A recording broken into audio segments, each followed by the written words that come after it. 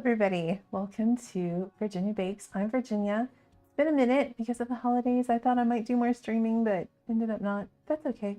We're here today. I thought I would start the new year not with a resolution because I think this does not require a resolution. It's just, it makes good sense and everyone should do it. But I wanted to do a demonstration of the importance of weighing your ingredients instead of measuring them. So that's all we're going to do today.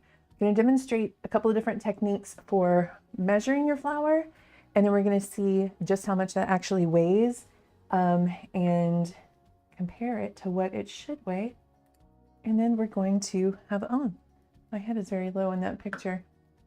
Hold on one second. Can I fix this? Probably not. Yes, I can. No, I can't. That's not what I want to do. It's this.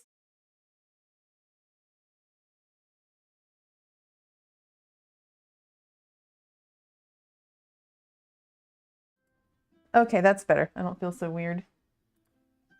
Is that better? I think so. Okay. So what we're going to do, the first method is probably what everyone does. You're just going to scoop your flour out of your container and level off the top. And then we will measure that and see how much that weighs. I think we'll do each about 5 times to get a good average, right? So I'm going to turn on my scale and I'm going to make sure it's paired. And meaning the weight of the bowl is not included. It's set to 0 now with the bowl on there. So let's get ready for our first scoop. So surely, done this how many years of my life? And then you level off the top, right? And one thing that I will demonstrate the next time, maybe. Okay, so that's 156 grams. 156. Let's put this back in here. Back to 0, okay. The last time I did this, like kind of as a demonstration, and I used this clear measuring cup, right? Well, guess what?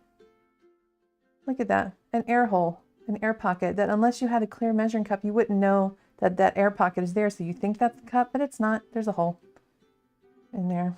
We wouldn't know, right? Unless you're using a clear one, which is the first ever clear measuring cup set I've ever had. 146. Maybe the last one that was 156 didn't have a hole. All right, go again. We're at 0. Give this a little scoop. The other thing that could maybe be affecting the weight, let's see if we keep going down, is because I am 142. Let's see, we are going down a little bit. 142 is what I'm doing here, which would, using this method, you wouldn't be scooping, then putting it back, then scooping, then putting it back. As I'm putting this back, it's aerating the flour and making it less packed. Like, sorry, that's pretty loud. Try to pack it a little again. Like it would be coming out of your pantry, right? Or especially if you're scooping directly out of, you're going to do great. Thanks, Corvus. Especially if you're scooping directly out of the bag, that flour is seriously compacted into that bag. And so this method that I'm doing right now, just putting it back in, that's slowly aerating the flour. So that will make a difference in how much flour is getting into the cup. And we're going to try a different method after this scooping method. It's a recommended method by King Arthur if you have to use measuring cups. Okay, we're back up to 150 with how I kind of compacted it back into the container like it would be. Give it another try. That was at 4. Let's do one more.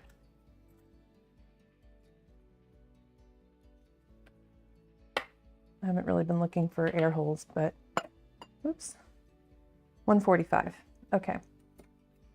Let's get an average. It's not a lot of numbers, but I don't trust my math skills. I'm an English major. 156 plus 146 plus 142 plus 150 plus 145 equals 739 divided by 5 I remember correctly, that's how you get an average, is 147.8.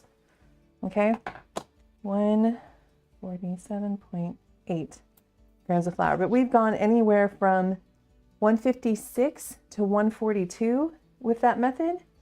And that's a, math, 14 gram spread. So that, it may not seem like a lot, but let's see what the difference from what this average is to what a cup of flour should actually weigh. Cup of flour should weigh 120 grams. Some brands it's like 121, but 1 gram is a lot less of a difference than we're going from 147 down to 120. That's 27 grams of flour extra per cup. So let's see, that's 14. There, 27. That right there, that is 27 grams of flour per cup additional that you have got in your recipe, if that's the method you're using. That's going to dry out your recipes. That's going to make them heavy. That's going to change the texture. It's going to change the flavor. It's not great.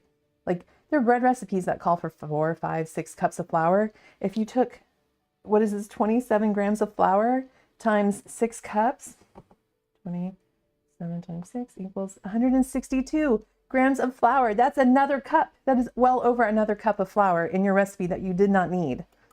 It's economical to weigh your ingredients, but it's also going to make sure that, like, all the 5 times I did that, none of them were the same. So the consistency that you're going to have from weighing your ingredients is super important. Now, you don't have a scale, that's fine. You're not interested in getting one. The next best method you can do for measuring your flour in a measuring cup: stir up the flour, get it nice and aerated, sprinkle it into your cup. Do not scoop, because the scooping itself is compacting the flour into the cup, like how you pack sugar into a cup, brown sugar into a cup, which we're gonna kind of test, because that one has always thrown me for a loop. All right, so I've aerated the flour, I've sprinkled it in. It's 133. That's 13 more than we need. Okay, let's do a few more, get an average. Aerate it a bit more. We're still set to 0 on the scale. So it's definitely closer than scooping, and I have a bag of flour. We could even test a scoop. Maybe we should do that. Maybe we should test a scoop straight from the bag of flour. I saw this one influencer, I'm definitely not naming names. She's wonderful. Her style is amazing. She does more than baking, but everything always looks amazing and beautiful. But anytime I see her baking, she's scooping with the measuring cup directly out of the bag. And I'm like, oh my gosh, 132. So this feels like it's maybe a little more consistent than the difference we're getting in the scooping of the flour. And that's okay. Like I said, like 1 gram here or there, not a big a deal. 27 grams per cup, that's a huge deal. You saw how much that was. Also, this method takes a while. The other plus about just weighing it, like how many times you're like, okay, I need 6, oh, there was a smidge in the bottom there, sorry, 133. Have you like realized I lost count? How many cups of sugar did I just put in? Like when I've made jam in the past, and it calls for like 7 cups of sugar or some insane amount of sugar. And I'm like, was that cup 5 or cup 6 that I just put in? Crap. And then you're panicking. This is, you're just looking for a number on the scale. You don't have to keep track of how many cups, measuring cups you've filled and poured out. All right, what is this? 134, 1 more. Try to keep it nice and aerated. So we had before, the lowest we had was 142. The highest with this method is 134. But like I said, it's supposed to be 120. So still not as accurate or consistent. It's a little more consistent than the scooping for sure.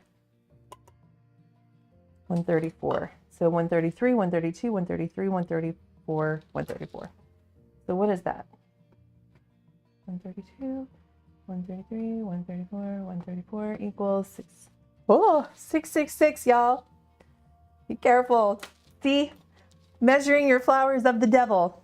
Divided by 5 equals 133. So that is 13 grams of flour more than is necessary. So what does that look like per cup? Oh, there we go. That much per cup of flour extra that you don't need it and you don't want it. It's going to dry out your stuff. Okay. Should I go get that bag of flour? I'm going to get that bag of flour. Here, look at this pretty slide.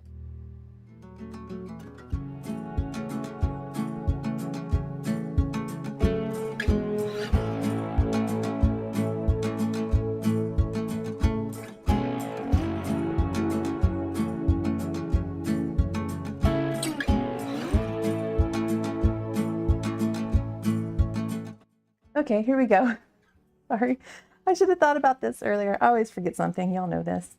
Okay, here's a new unopened bag of, wouldn't you be surprised, King Arthur Baking Company flour. I'm gonna get in here and scoop directly out of the bag like crazy people. Okay. Oh, also this is a mess.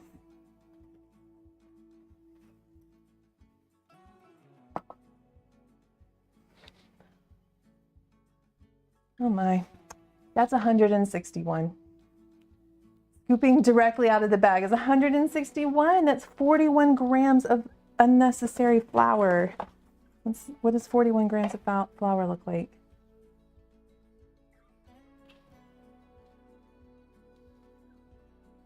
Oh, more please. More please. Okay, there you go. There's 41 grams of flour per cup extra in your recipe because you scooped directly out of the bag. Come on, if that doesn't convince you to get a little $10 kitchen scale, then let's try brown sugar. Because this whole brown sugar, lightly packed, or brown sugar packed, is that a difference? Is there a difference between lightly packed and packed, or did they just save words and not say lightly? Like, people know how to pack, and so I don't know, like, how do you know that you're packed or lightly packed or not packed enough, right? Let's try brown sugar. Kind of want to, am I going to regret getting some flour in my brown sugar container? Maybe. I think I am. Let me get this out of here.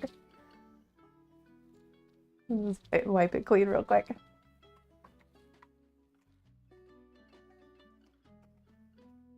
Okay, that's good. So let us attempt to lightly pack some brown sugar here. I'm kind of just pressing. I scooped and I'm pressing it against the edge. Kind of get the top cleared off. 206.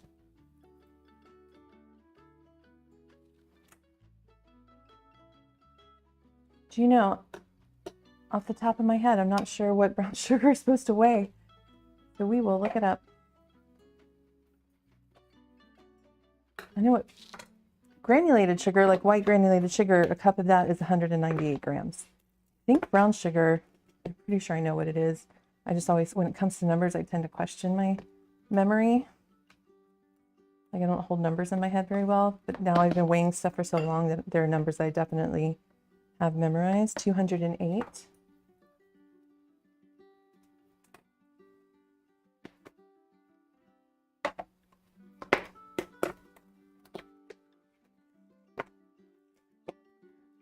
is it like a pack as much as you can fit until nothing, it won't hold anymore? And also there's, yeah, see, there's holes. Can you see? So if you didn't have a clear, it's right there. If you didn't have a clear container, you wouldn't know. And even with the hole, it's 211, which is more than the others. I did feel like I maybe packed that one a little more intensely.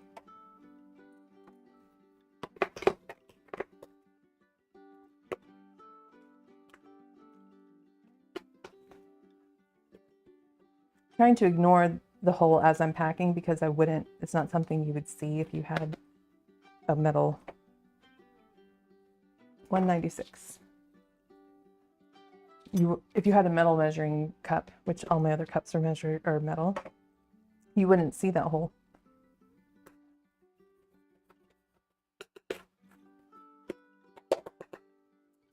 Okay.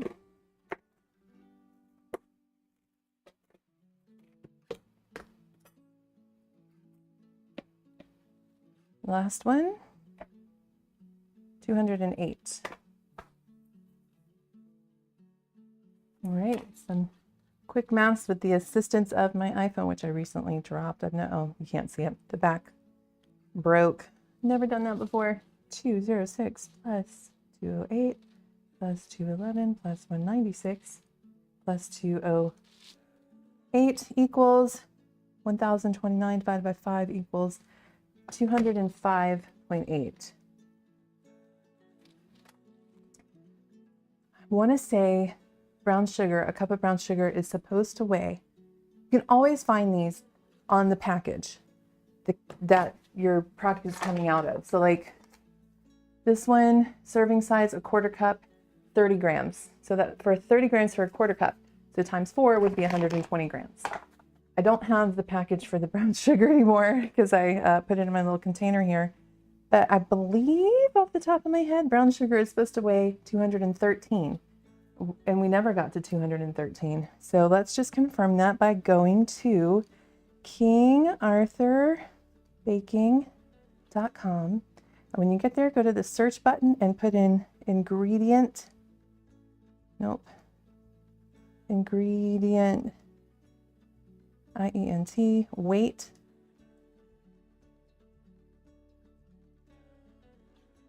Chart. Yeah, there it is. It's a page on their website, ingredient weight chart. And what I'll do is I'll link it in the description. I'll add it to the description so you can find it more easily. Then you just scroll down and it says start. Oh, you're not going to be able to see that very well, maybe. You scroll down, there's a little search button. They have all of the ingredients down here, but you can quickly find it by just entering the ingredient name in the search bar. So that's what I'm going to do. Brown.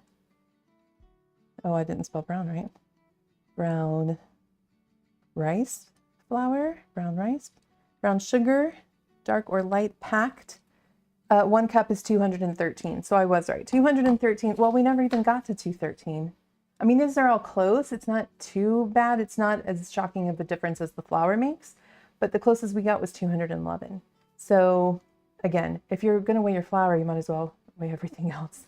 Once you get started, it's like a slippery slope. You start weighing your flour, then the next thing you know, you're weighing your sugar, and then the next thing you know, you're weighing your butter and your dairy products and all the things. I don't tend to weigh small stuff like teaspoons and tablespoons.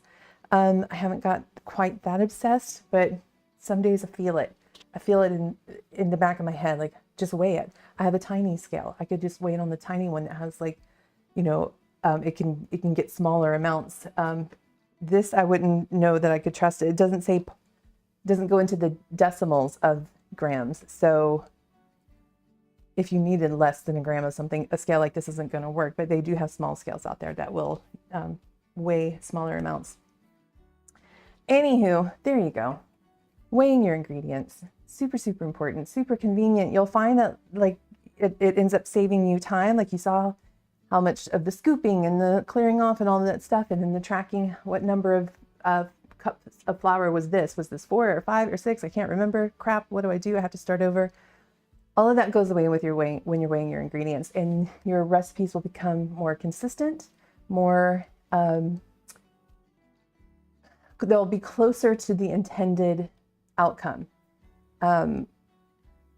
because you're not throwing your portions off and your percentages off of, your, I don't know if you've ever heard of the baker's ratios.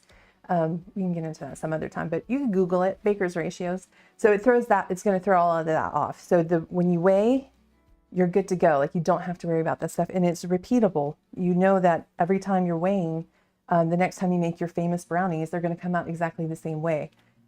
Because you've got exactly 240 grams of flour in there instead of, it called for 2 cups. And so now you have, how far off are we? Oh, why am I trying to do math?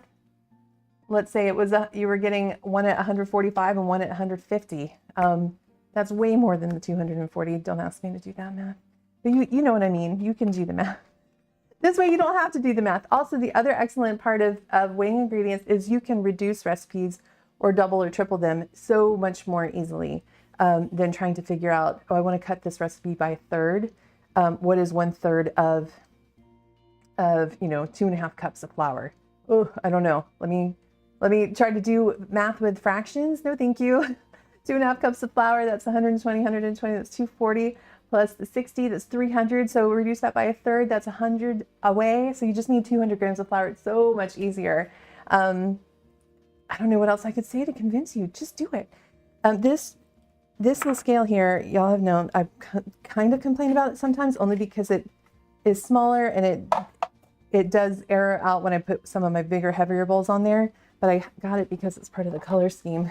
Normally when it's just me baking, I use my Handy Dandy OXO, and this comes apart. Like if you have a large bowl on there and you can't see the readout, you can pull that and get it where you can see it. It's very handy, and it can handle much heavier bowls and even pots. Like when I make fudge at Christmas time, which I just recently did, and I just put the ingredients straight into the pot. I put the cold pot on the scale. You could even put a hot one on there, put a hot pad, and then, but I mean, technically you could, but you wouldn't. No, you could do it. Put a hot pad on top of the scale and put your hot pot on there, and then tear it out so that whatever you're adding next, that's the only amount that you're putting in. That's the number representing the amount that you're putting in. What else? I think that's it. I guess I could say, oh, Heather, yes, weigh your ingredients. Heather's here. So the last note I would say about it is I have in the past few years, and the reason I got into weighing was because of the Great British Baking Show, the master class. I don't know if you ever watched the master classes they would do, where it was just Paul and Mary Berry making things by themselves in the tent and talking you through. And I learned a lot from there. That kind of like reignited a passion for baking. And then I saw, okay, they're weighing everything. I should probably do that. And I think that's probably the number one thing skill I developed, or habit I made that has caused the greatest improvement in my baking over the years, is the weighing of the ingredients. It's super important. The next probably being having as many of your ingredients at room temperature, like eggs and dairy and stuff, unless the recipe specifically calls for something to be cold. But if not, have it at room temperature. That's a really good one too. So when I find recipes, at that time, I would get a lot of baking recipes off of blogs or out of cookbooks, obviously, and was just measuring here and there and everywhere, not weighing, and stuff was coming out very inconsistent.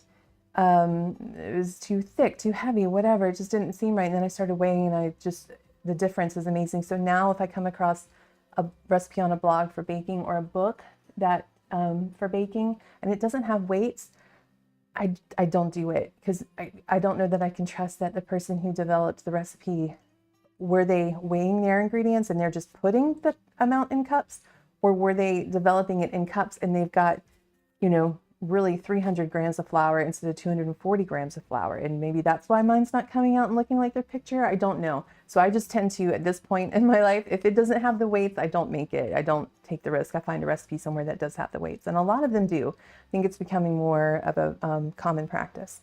But anyways, there we go. That's it for today. Let's go back to this one.